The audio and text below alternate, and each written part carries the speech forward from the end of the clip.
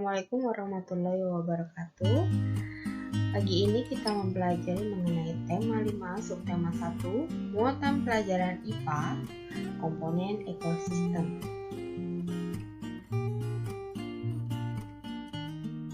Semua makhluk hidup memerlukan lingkungan tertentu untuk memenuhi kebutuhannya.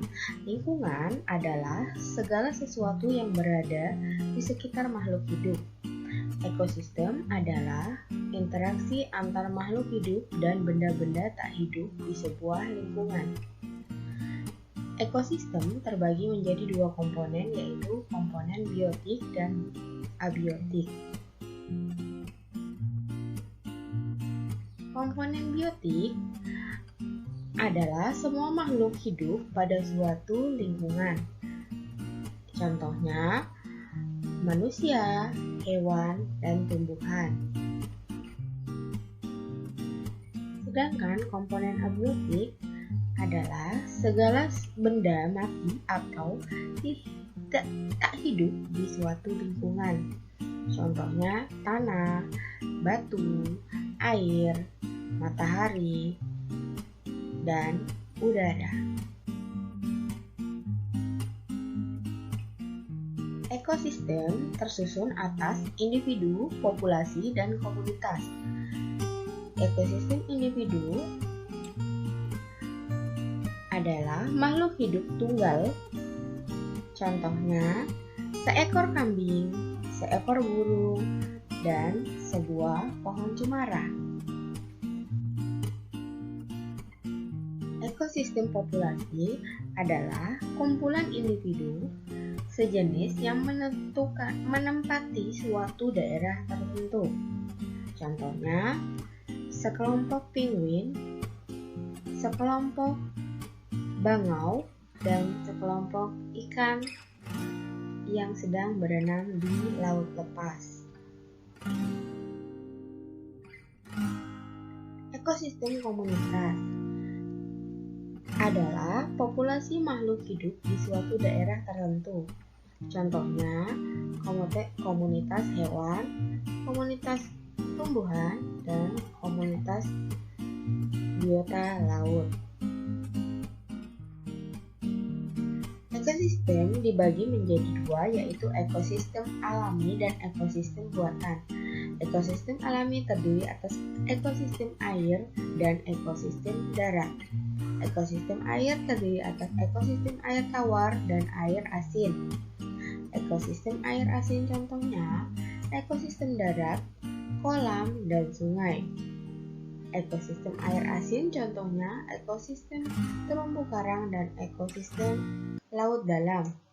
Ekosistem darat terdiri atas ekosistem hutan, padang rumput, padang pasir, tundra, dan taiga.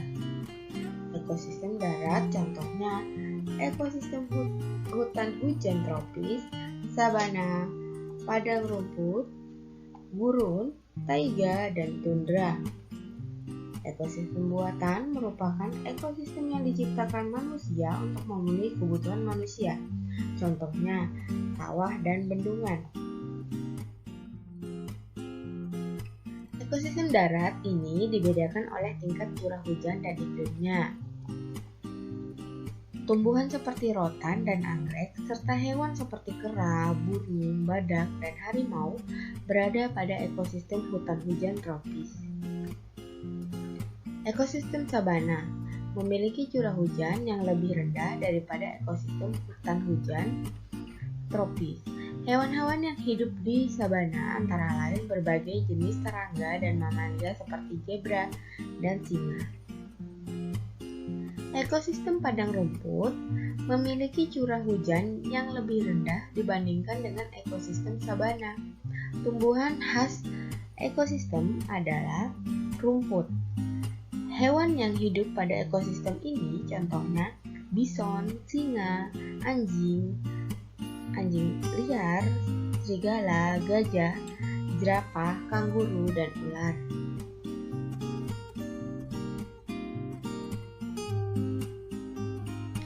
Gurun merupakan ekosistem yang paling gersang karena curah hujan yang sangat rendah. tumbuhan jenis kaktus yang memiliki duri untuk mengurangi penguapan banyak tumbuh di sini.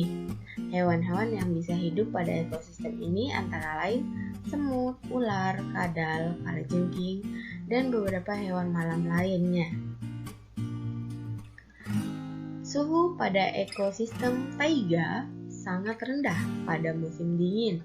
Taiga biasanya merupakan hutan yang tersusun atas satu jenis tumbuhan seperti cemara, pinus, dan sejenisnya. Hewan seperti beruang, hitam, dan jak biasanya hidup di ekosistem ini. Tundra merupakan ekosistem yang dingin dan kering. Banyak jenis tumbuhan tidak bisa hidup pada ekosistem ini dikarenakan rendahnya suhu lingkungan sepanjang tahun. Akar-akar tanaman tidak dapat tumbuh pada suhu yang dingin. Tumbuhan jenis rumput tertentu saja yang mampu bertahan. Penggolongan hewan berdasarkan pada jenis makanannya antara lain digolongkan menjadi 3, yaitu golongan herbivora, karnivora, dan omnivora. Herbivora adalah hewan yang makanannya berasal dari tumbuhan. Hewan ini memiliki susunan gigi yang khas yang terdiri atas gigi seri dan gigi geraham, dan tidak memiliki gigi taring.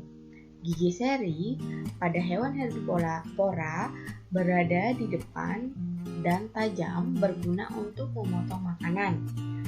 Sedangkan gigi geraham berfungsi untuk menghaluskan makanan yang telah dipotong oleh gigi seri. Nah, di sini ada ya gambar hewan herbivora, susunan giginya. Kemudian contoh-contoh hewan herbivora ada zirafah, kijang, kelinci, sapi, kerbau, dan rusa.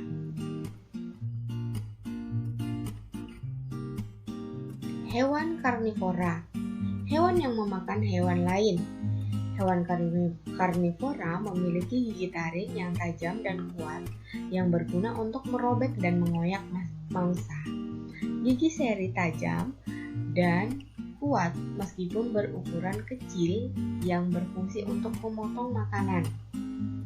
Nah, contoh hewannya adalah buaya, kucing, ular, hiu, elang, harimau, dan masih banyak lagi.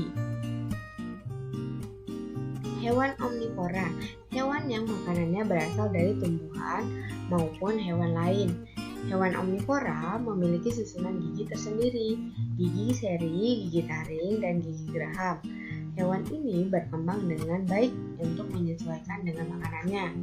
Gigi seri dan gigi taring digunakan oleh hewan omnivora ketika memakan makanan yang berupa hewan lain.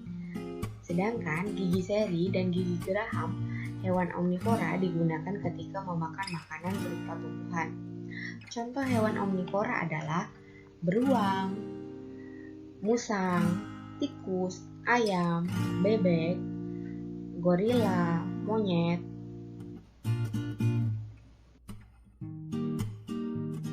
Daur hidup adalah tahapan pertumbuhan dan perkembangan suatu hewan.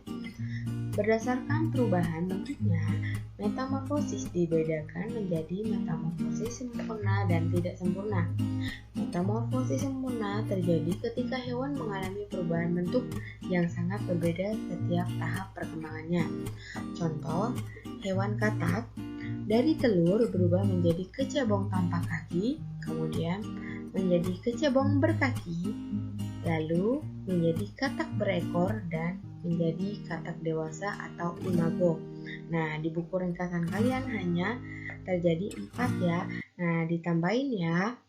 Jadi, sesuai yang Ibu berikan di video, dari telur menjadi kecebong tanpa kaki, kemudian jadi kecebong berkaki, katak berekor, kemudian imago atau katak dewasa. Kemudian ada metamorfosis dari kupu-kupu. Dari telur berubah menjadi ulat, menjadi kepompong, kemudian menjadi kupu-kupu muda, lalu menjadi kupu-kupu dewasa.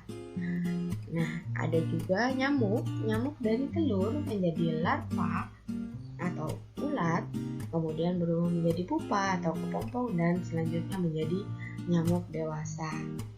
Sementara lalat sama, dari telur berubah menjadi larva, kemudian berubah pula menjadi kepompong atau pupa, lalu lanjut menjadi lalat dewasa. Metamorfosis tidak sempurna terjadi pada hewan yang mengalami perubahan bentuk yang tidak terlalu berbeda pada setiap perkembangannya. Hewan kelompok ini tidak mengalami fase larva dan pupa. Contohnya hewan kecoa. Dari telur berubah menjadi anak kecoa atau nimfa, kemudian menjadi kecoa dewasa.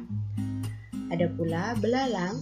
Dari telur berubah menjadi nimfa atau anak belalang, kemudian menjadi belalang dewasa.